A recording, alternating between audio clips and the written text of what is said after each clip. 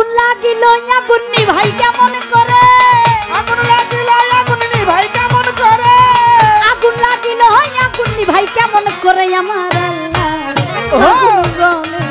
বুকের ভিতর জইলা পূর্ণ পুইরা ছালি হইয়া গেলাম প্রেম জ্বালা জ্বলে যারম করে আমার আল্লাহ রে, প্রেম জ্বালা জ্বলে যারম করে আমার আগুন লাগিল আগুন নিভাই কেমন করে, আগুন লাগিল আগুন নিভাই কেমন করে আমার আল্লাহ রে, প্রেম জ্বালা কি জ্বালায়ান করে আমার আল্লাহ রে, প্রেম জ্বালা কি জ্বালায়ান করে আমার আল্লাহ রে।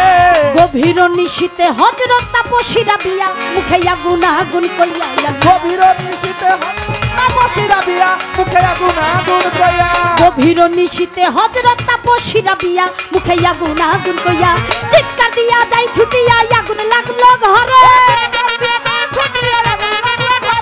চিৎকার দিয়া যাই ছুটিয়া আগুন লাগলো ঘরে আমার আল্লাহ আগুন জ্বলে বুকের ভিতর পুইরা ছালি হইয়া গেলাম দয়া প্রেম জ্বালা জ্বলে যারম করে আমার আল্লাহ রে, প্রেম জ্বালা জ্বলে যারম করে আমার আল্লাহ রে।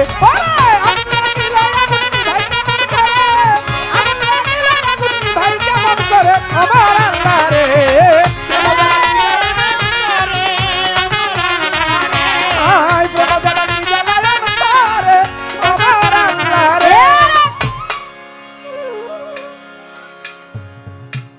আমার কাছে দয়াল জানতে চায় আজকে যে আপনি শিষ্য, শিষ্য কত প্রকার, আপনি কোন জাতের শিষ্য, কোন প্রকারের শিষ্য।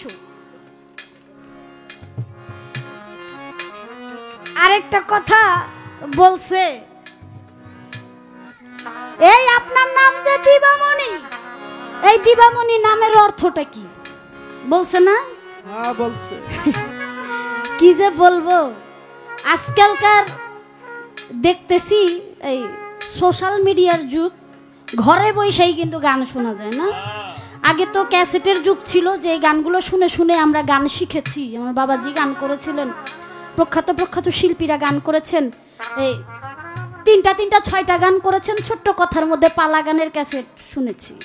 আর এখন সারা রাত্র কি হয় না হয় সবকিছুই কিন্তু ঘরে বসে আমরা শুনতে পাই। এই কেমন জানি এই পালা গানের একটা ট্রেন্ডিং হয়ে গেছে যে নামের অর্থটা কি, কথাটা বুঝছেন? এটা একটা ট্রেন্ডিং এ চলে গেছে, যেই দাঁড়ায় এই তোমার নামের অর্থ কি, অর্থ বলবা। আমিও বুঝছিলাম কোনো না কোনো দিন এইরকম একটা বেকায়দায় আমি পড়বো। এটা ট্রেন্ডিং না, দেখবেন ভাইরাল হওয়ার একটা চান্স থাকে এই সমস্ত কথায়। যাক, যেহেতু আমার বাবা জিজ্ঞেস করেছে আমার নাম দিবামণি, এই দিবামণি শব্দের অর্থটা কি?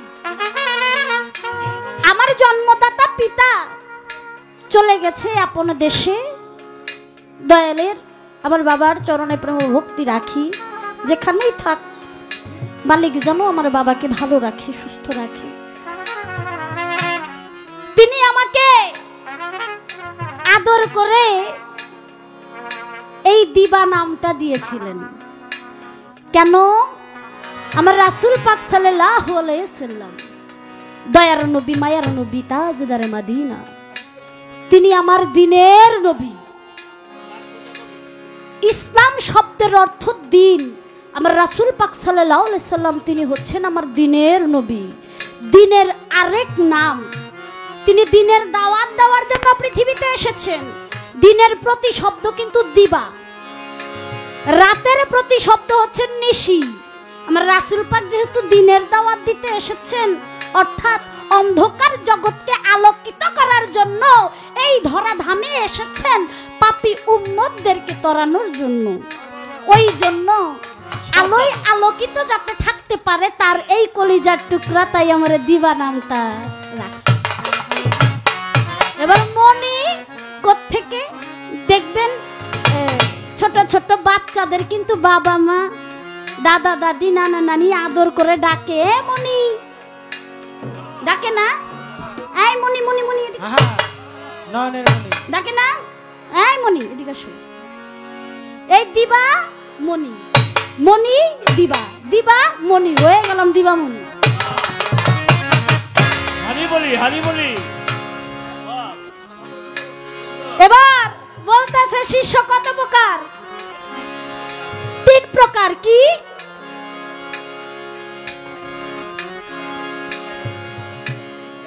জিজ্ঞাসু,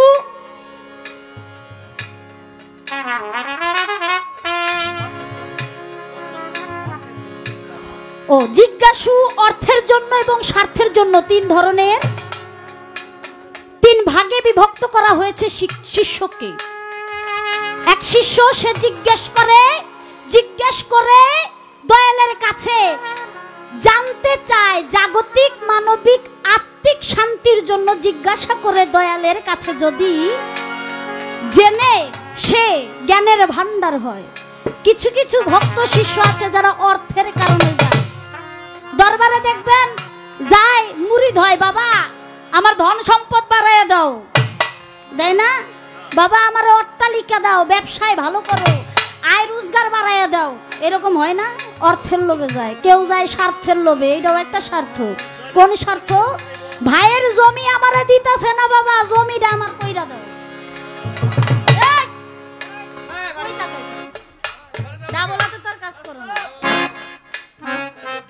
দেখেন আসলে বড় বড় শিল্পী গুলোকে থাকে তো, বুঝেন নাই?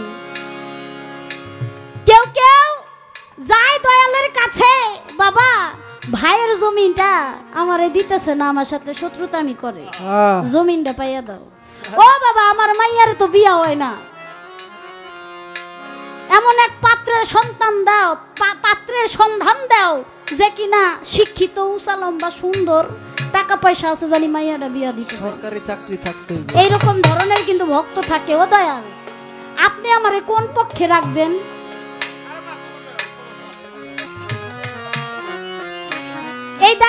এই জিনিসটা আমি দয়ালের কাছে, দয়ালের চরণেই রাখি। আমাকে দয়াল কোন ভাবে রাখবে, কোন ভাবে রাখলে দয়াল খুশি হবে? আমি তো এত কিছুই চাই না, দয়ালের চরণ দাসী হয়ে থাকতে চাই।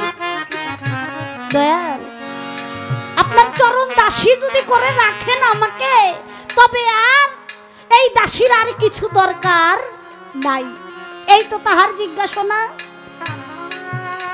গানেই অনেক কথা দয়ালের কাছে জিজ্ঞাসা রেখে গেছি, এবং আর কিছু আমার জানার নাই। দয়ালের চরণে ভক্তি শ্রদ্ধা রেখে দয়ালের নামে একটা গান রাখি, যেহেতু কোন ভাবে দয়াল আমাকে রাখবে সেটা তো দয়ালেই জানে, তাই ওই ভাব থেকে দয়ালের কাছে আমার একটা গান সাথ।